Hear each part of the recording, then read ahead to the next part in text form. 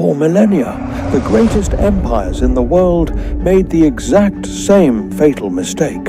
They marched onto the Iranian plateau with swords drawn, absolutely certain they could wipe this civilization off the face of the earth forever. The Macedonian phalanxes of Alexander the Great invaded here. Ruthless Roman legions marched here. Arab armies swept in under the banners of a new religion. The ferocious Mongol hordes of Genghis Khan tore through, leaving behind nothing but towers of skulls. Any other nation would have vanished permanently after suffering such a catastrophic number of blows. They would have dissolved into the genetic and cultural melting pot of history, just as it happened with the Babylonians, the Hittites, or the Assyrians. But with Iran, something entirely inexplicable took place. Time and time again, despite losing on the battlefield, losing their capitals, and enduring occupation, the Iranians did something no one else in the world could do. They absorbed their conquerors. Just a few decades would pass, and the brutal invaders would begin speaking the Persian language, building Persian architecture, adopting their state bureaucracy, and even wearing their clothes. Again and again, the East essentially digested the West and the nomads. How has Iran managed, from antiquity right up to the present day, to force every major world power to reckon with it? How did they preserve their identity? And how did it happen that Great Persia, a country with a 5,000-year history, voluntarily abandoned its legendary name, forcing the entire world to call it Iran? This is the story of how a single nation invented the concept of time we live in today, turned geopolitics into a holy war between light and dark, and learned how to lose battles in order to ultimately win eternity. To understand the depth of this civilization, we need to rewind time far back. Traditionally, the Western world considers Mesopotamia, meaning Sumer and Babylon, or ancient Egypt, to be the cradle of civilization. In this worldview, Iran is often sidelined, and that is a massive historical injustice. Evolution took its natural course here. 50,000 years ago, Neanderthals dominated these lands, only to be replaced by Cro-Magnons 36,000 years ago. But the real revolution began later. Archaeologists have discovered urban-type settlements on Iranian territory, like the Jiroft culture and the Sialk ziggurat, dating back 6,000 to 7,000 years. Ceramic vessels from the 4th millennium before Christ irrefutably prove one of the oldest civilizations on the planet evolved right here, standing shoulder to shoulder with Mesopotamia and China. The first major geopolitical player in these lands was Elam, a state in the southwest of modern Iran with its capital in the city of Susa. The Elamites were so powerful that by the 26th century before Christ, they were practically dictating their will to the Sumerians. But the most mind-blowing event happened in the 23rd century before Christ, when the Akkadian king Naram-Sin went to war with Elam. The conflict didn't end with a simple truce. A written treaty was signed. It guaranteed Elam's independence on the condition that they aligned their foreign policy with Akkad. Think about that. This is the first documented international treaty in human history. The Iranian space stood at the very origins of global diplomacy. Genetically, however, the Elamites were closer to the people of Mesopotamia. The people we call Iranians today arrived here later. Sometime between the 20th and 15th centuries before Christ, nomadic tribes began descending onto this mountainous plateau from the north, from the steppes of Central Asia and the Caucasus. They belonged to the giant family of Indo-European nations, representing its distinct Indo-Iranian branch. Amazingly, their ancient language was a direct relative of Latin, Greek, and the languages spoken across all of Europe today, including English and Spanish. Settling on these lands, they began calling themselves Aryans, meaning noble, and named their new homeland Arianem Veja, the land of the Aryans. Over time, this word morphed into the familiar name we know as Iran. They mixed with the ancient culture of Elam and split into powerful alliances, the most famous of which became the Medes and the Persians. It was right here, in these harsh mountains and deserts, that the primary weapon of the Iranians was born. It was not chariots, nor was it special bows. It was ideology. Long before the emergence of Christianity and Islam, a religion was born on the Iranian plateau that turned human consciousness upside down: Zoroastrianism. For the ancient Iranian, life was not simply a series of meaningless accidents or a cyclical changing of seasons.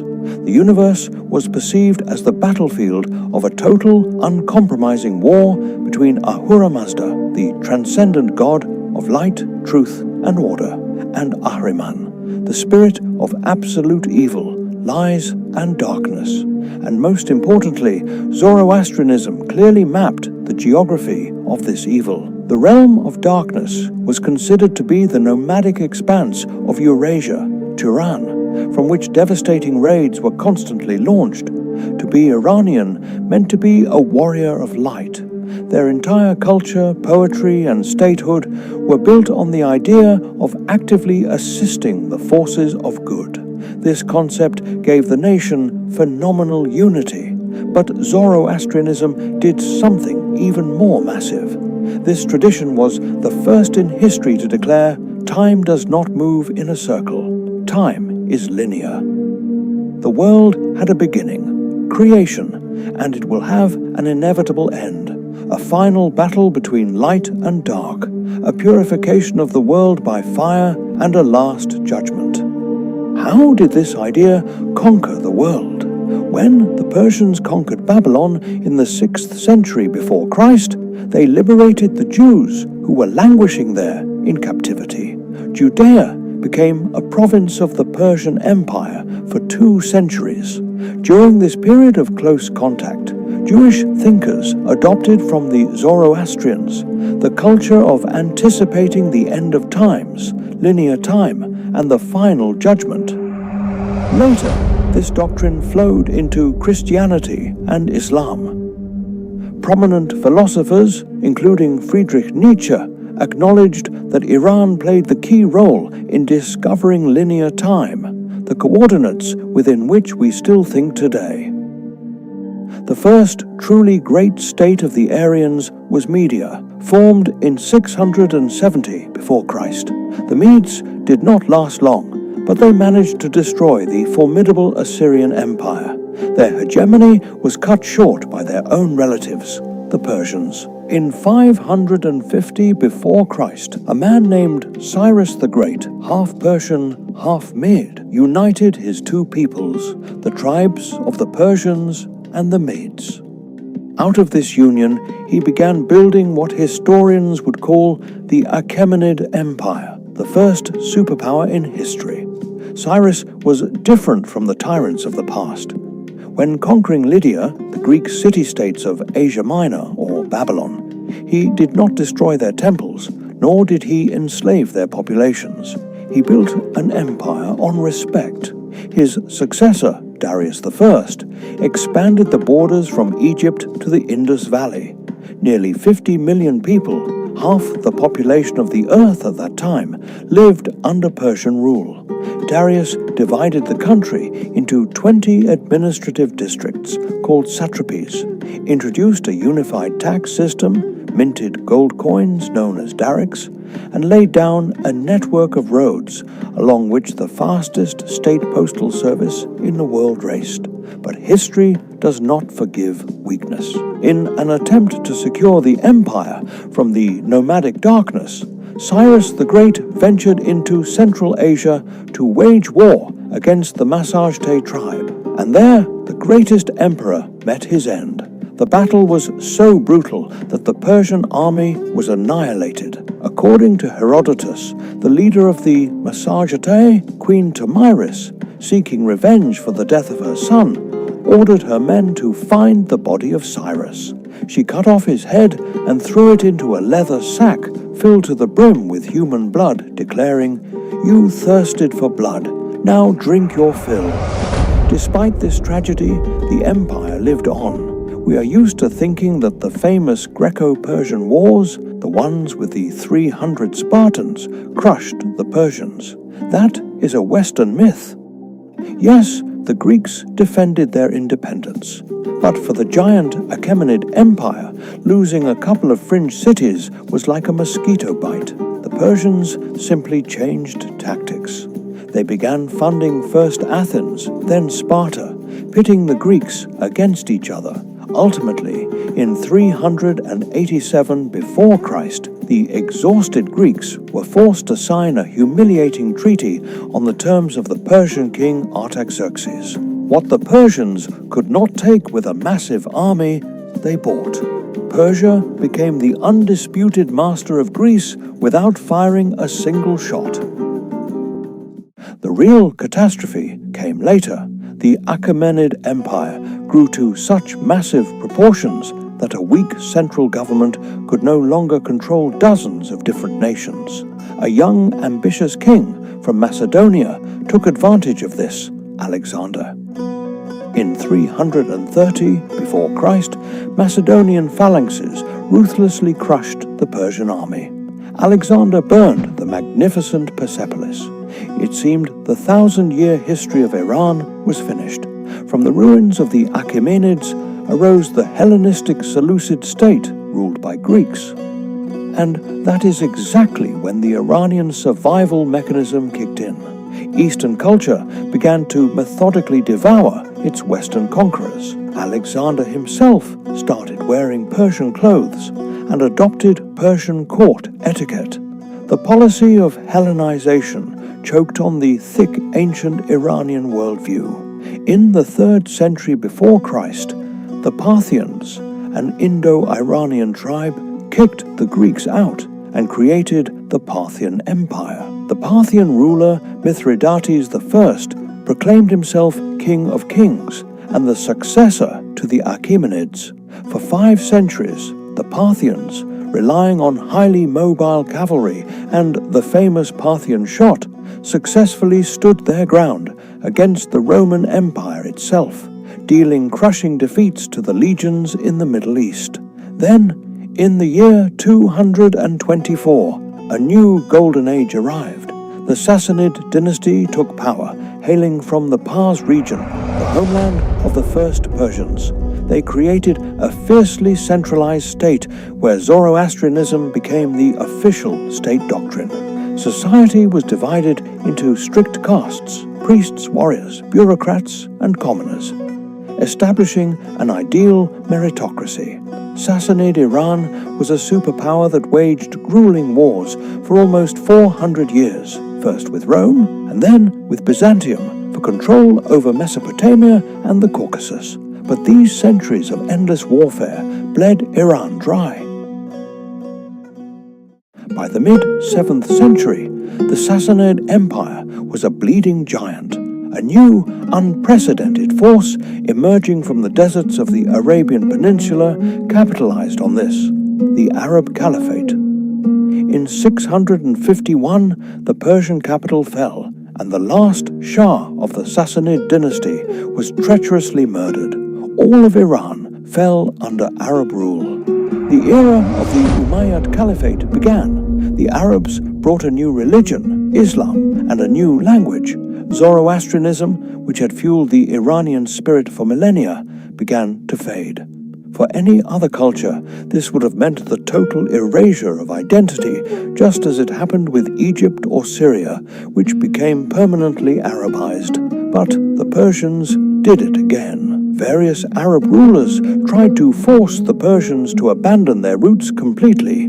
Yet, having suffered military defeat, the Iranians struck back culturally. The Islamic Caliphate, especially under the Abbasids, began to rely heavily on Persian bureaucrats, scholars, and poets. Arab caliphs adopted Persian methods of governance. The Farsi language did not just survive, it outlived dozens of empires, and the greatest scientific treatises and poems continued to be written in it. After the Arabs, a true apocalypse crashed down upon Iran. In the year 1220, Genghis Khan arrived from the steppes of Central Asia. The Mongols did not just conquer territories, they slaughtered entire cities and wiped thousand-year-old irrigation systems off the face of the earth. It seemed Iran would turn into a pasture for nomads. But when the grandson of Genghis Khan, Hulagu, founded a Mongol state here called the Ilkhanate, something incredible happened. The harsh conquerors, used to living in yurts, suddenly embraced Islam. They made the Persian language the language of the state. They began building grandiose Persian mosques with blue domes, funding local scholars and poets. At the end of the 14th century, history repeated itself. Tamerlane stormed into these lands. He erected pyramids out of severed human heads, yet at the same time he stood in awe of Persian culture.